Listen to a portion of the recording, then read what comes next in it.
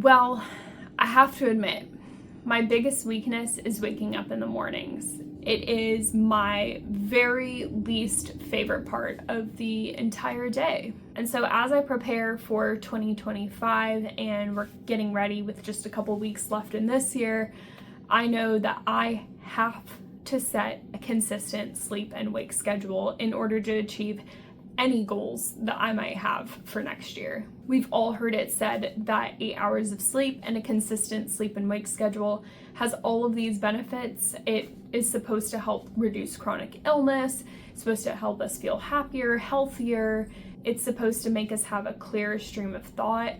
It's supposed to do all of these things, and yet why do so few of us do it, and why is it so hard? Well, I certainly have not mastered this, but today I'm going to be giving you a few tips on things that I have tried and things that I'm going to be doing differently to set myself up to have that consistent sleep and wake schedule going into the next year. So let's get started. It's the end of your day, you're winding things down. What does that typically look like for you? For me, it looks kind of like loosening grip and not really caring a whole lot anymore because I'm exhausted for the day. And if you find yourself in that space too, then you may want to set an alarm for a wind down time. What I'm going to be doing is an hour before I would like to go to sleep, I'm going to have an alarm go off, and that's just going to indicate to me that I need to wrap up whatever I'm working on and start my nighttime routine.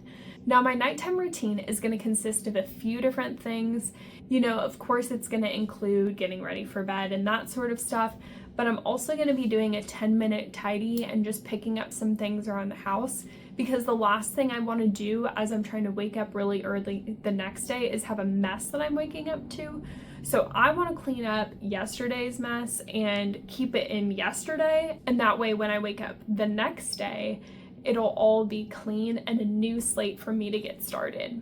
Also, not something I personally do, but if you are someone who spends a lot of time on your phone at night right before bed, definitely start working on cutting some of those habits out. Maybe leave your phone in another room. One habit that I've developed kind of recently is allowing my bed to be a space for other things like watching a show.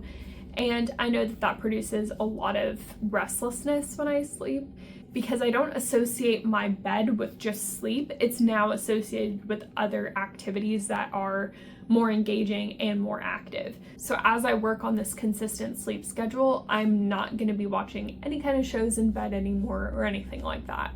Okay, so that's the night, right? We've had an hour to wind down, do our night routine, and hopefully we're in bed at that consistent time that we've decided on. Now morning comes. And here is where the challenge comes for me, and probably for you too. So let's talk about alarms. That's of course a thing that's going to be waking us up.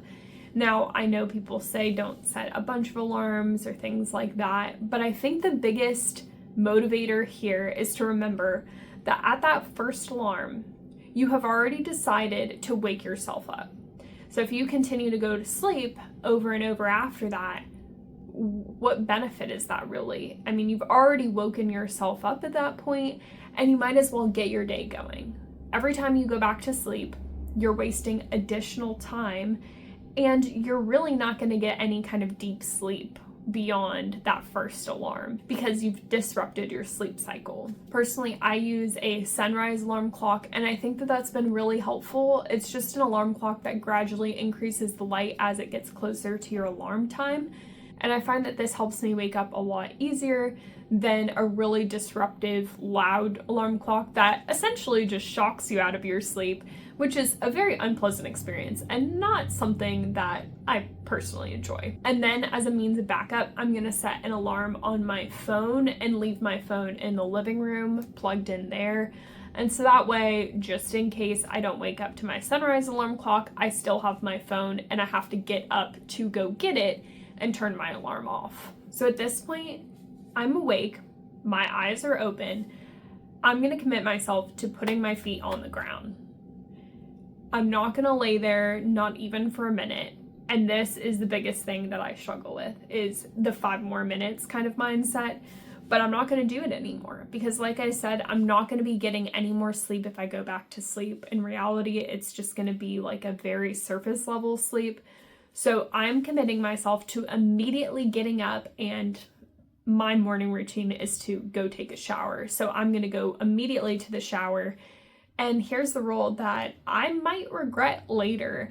If I wake up after my scheduled wake up time and I do not meet my goal, I will be taking a cold shower. And I hate cold showers. If I wake up at my scheduled wake up time or before, I will get to enjoy a nice hot shower. Now, I know that cold showers are good for you. They are said to activate the sympathetic nervous system. So I'll probably still take a little bit of advantage of that. And when I wake up on time, maybe for the last minute, I'll run the shower cold just to wake myself up. But if I wake up late, it's going to be the entire time a cold shower. So using that reward system will hopefully help me be consistent and hold me accountable to that, because that's going to be rough. By the time you get going, you now need something that you actually are looking forward to working on, because we didn't wake up early just to do our day job early or something like that. We woke up early to get more stuff done before we even have to start our day jobs, right? So what I'm going to be spending my time on is stretching, reading my Bible, and learning about new things, probably some coffee roasting, as that's been an interest of mine for a little while now. But do something that you're interested in, that you're planning on investing more time and energy into in 2025. So whatever that is, write those things out, and that way, as you're working to wake up early, you have something that's top of mind that you're excited to wake up for. I hope you enjoyed this video.